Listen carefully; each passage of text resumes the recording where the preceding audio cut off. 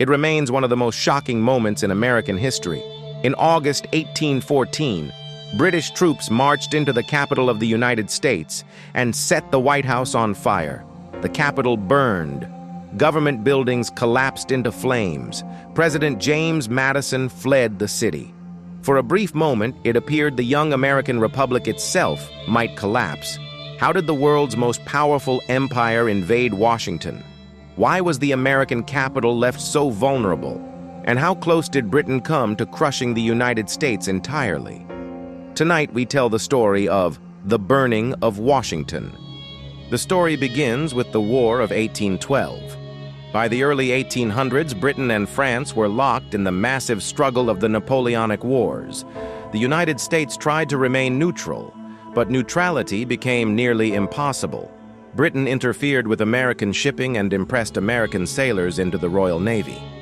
Meanwhile, many Americans believed Britain was encouraging Native American resistance on the frontier. War hawks in Congress pushed for confrontation. In June 1812, President James Madison asked Congress for a declaration of war against Britain. Many Americans believed Britain was distracted by Napoleon. Canada could be easily invaded and the conflict would be short. They were wrong. The early American war effort went badly. Attempts to invade Canada repeatedly failed. American forces suffered from poor coordination, weak training, inexperienced leadership. Meanwhile, Britain maintained naval superiority. The Royal Navy blockaded American ports and damaged trade. Yet Britain still treated the war as secondary. Why? Because defeating Napoleon Bonaparte remained Britain's top priority. That changed dramatically in 1814. In spring 1814, Napoleon was defeated and forced into exile. Suddenly, Britain could redirect battle-hardened troops to North America. Veteran soldiers who had fought across Europe now crossed the Atlantic. British leaders wanted to punish the United States for declaring war, and they identified a symbolic target, Washington City. At the time, Washington was still small and underdeveloped. Many foreign observers considered it little more than a rough government town surrounded by swamps and unfinished roads. But it held enormous symbolic importance. Destroying the American capital could humiliate the young republic. In August 1814, British forces landed in Maryland under Major General Robert Ross. Supporting them was Rear Admiral George Cockburn, known for aggressive raids along the American coast. The British force moved quickly toward Washington. American defenses were chaotic. Militia units gathered in confusion. Many soldiers lacked combat experience. President Madison himself rode out to observe the situation. The decisive clash came at the Battle of Bladensburg. The result was disastrous for the Americans. British veterans smashed through American lines. Some militia units broke and fled so quickly that critics later mocked the battle as the Bladensburg races.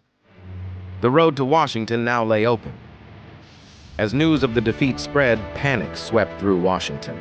Government officials scrambled to evacuate documents. President Madison fled the city. But one figure would become legendary: Dolly Madison. As British troops approached, Dolly Madison reportedly refused to leave immediately. She worked to save important national treasures from the White House. Most famously, she helped preserve the famous portrait of George Washington.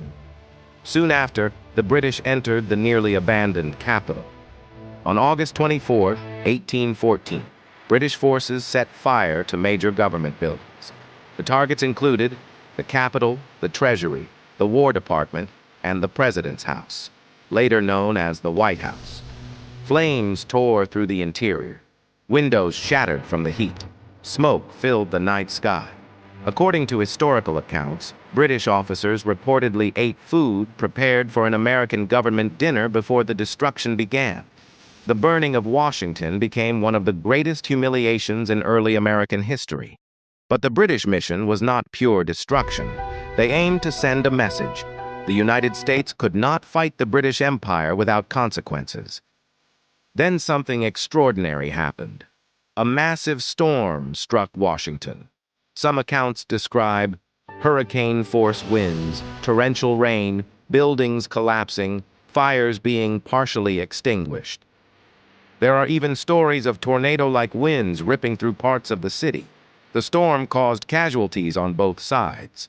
Over time, legends emerged, portraying the storm as divine intervention.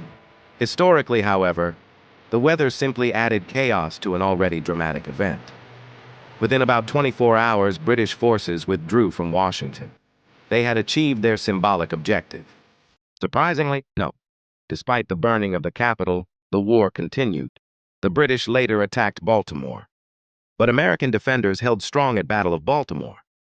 During the bombardment of Fort McHenry, lawyer Francis Scott Key witnessed the American flag still flying after the battle.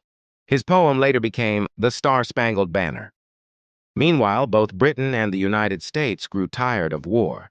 Negotiators eventually signed the Treaty of Ghent in December 1814. The treaty largely restored pre-war conditions. Neither side gained major territory. The destruction of Washington shocked Americans, but it also strengthened national identity.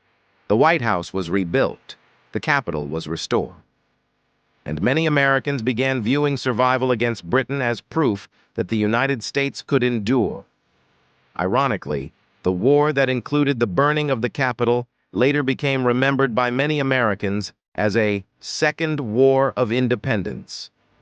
For Britain, the conflict was relatively minor compared to the struggle against Napoleon. But for the United States, it became deeply symbolic. Today, the burning of Washington remains the only time a foreign power captured and occupied the American capital. It exposed military weakness, political division, and the fragility of the young republic. But it also demonstrated resilience. The United States survived one of its greatest national humiliations, and from the ashes of 1814 emerged a stronger sense of American identity.